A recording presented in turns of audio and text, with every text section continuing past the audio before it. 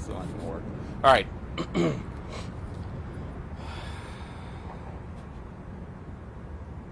It's Friday. Good afternoon or good evening. John Elder, E-L-D-E-R, Director of Police Information for the Minneapolis Police Department. On Thursday at 9:29 a.m., Minneapolis Police...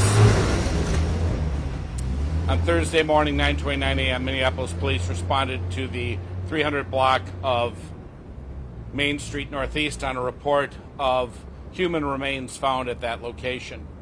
Officers arrived, located the items, and in fact confirmed that these were human remains, body parts. While they were working on that and collecting it, they received information that there were additional evidentiary pieces, 3rd and University. They went down, recovered those with the help of the medical examiner's office and the Minneapolis Crime Lab. Since then, we have asked the public for help. We have had investigators work straight through the night. We've received dozens of tips through Crime Stoppers. And we have enlisted help from our law enforcement partners. The Hennepin County Sheriff's Office, the Minnesota Bureau of Criminal Apprehension, and the great work by Dr. Baker's team at the medical examiner's office, along with our homicide unit and our crime lab team and our analysts, we were able to obtain the identity of our decedent. Normally, by statute, we would allow or have the medical examiner's office provide this information. They have provided us permission to do it in this case. We have been able to identify our victim as Adam Richard Johnson, 36 years of age, believed to be from Minneapolis. Mr. Johnson's nature and cause of death will be determined at a later time by the medical examiner's office. We continue to ask for the public's help in providing information about Mr. Johnson and anything that people know that may have led up to his tragic death. We would also like to thank MNSARA, the Minnesota Search and Rescue Association, who traveled a fair distance to get us cadaver dogs to be able to look for additional evidence at the scene. Are there any questions at this point? How long has this guy been missing? How long has he been? Didn't say he's even missing. I don't even know at this point if we've had a missing persons report on him. We did go through all of our missing persons reports last night. He was identified independent of that. All the body parts in the bags? Are you missing? I can tell you that we do not have all necessary parts. Does that include the head? I will not get that specific. Yesterday you said that the body parts appeared to be fresh. Can you tell at this point if they were frozen or, kept in some sort of formaldehyde to keep them that way? Based on the information that our investigators have pieced together, they do in fact believe that the homicide was recent.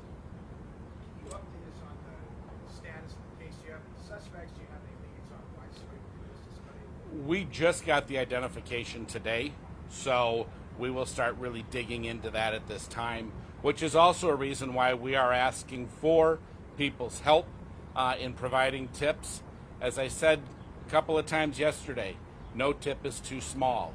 Please leave messages for us through Crime Stoppers of Minnesota. Those small pieces can be really what helps set this solving case into motion. Besides the obvious trauma of being cut up, any trauma of puncture wounds, bullets, anything that... Any other obvious causation of death, and that would have to come from the medical examiner's office. I'm sorry, I won't be able to answer that. So you able to say, like, specifically, was it, like, how does the medical examiner do that? Was it DNA? Was it fingerprints? I mean, how did they act?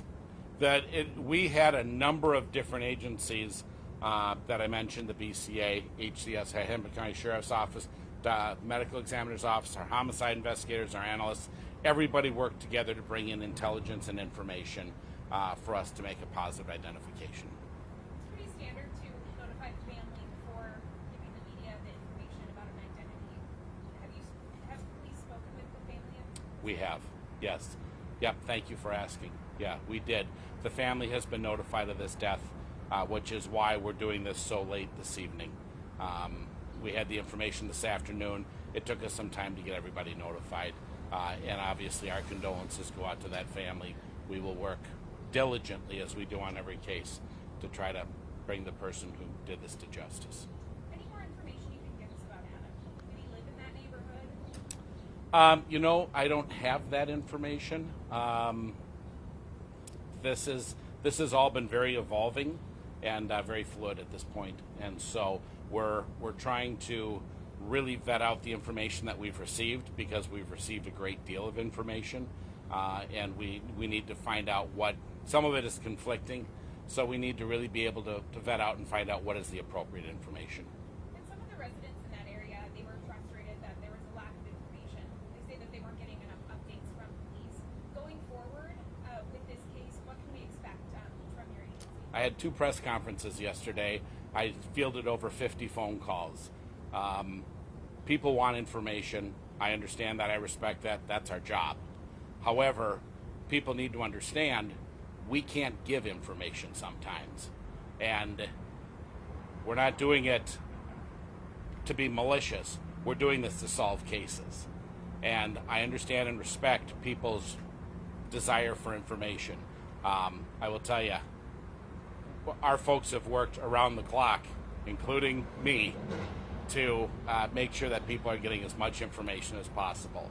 And if people feel slighted by that, I apologize, but we are putting out as much information as possible, so thank you. Do you feel that, probably too early to tell, but is this an isolated case, or do you need to worry about that you've got? That's a great question, and thank you for asking that. There's zero reason for us to believe that this is any pattern. Our investigators have worked with our neighboring agencies, along with our partner agencies regionally, to see if this matched a pattern for anybody or any other departments. We did not find that in fact was the case. Additionally, we have gone through all of our records and have not found any similarities.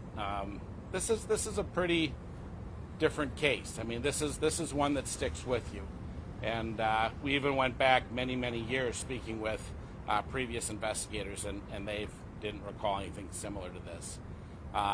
Additionally, we, based off of the evidence that was recovered, there's no reason to believe that there's more than one victim here.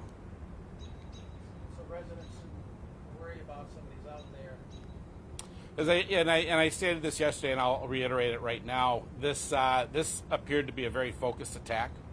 This did not appear to be random, and so that's the hypothesis that we're working off of. Again, nothing that leads us to believe that there's a threat to public safety. Did the individual have being a system? Did he have a background, criminal background at all? It's a person that we would have been familiar with, yes, sir. So, any last questions? Everybody, thank you for being here on a Friday night so late.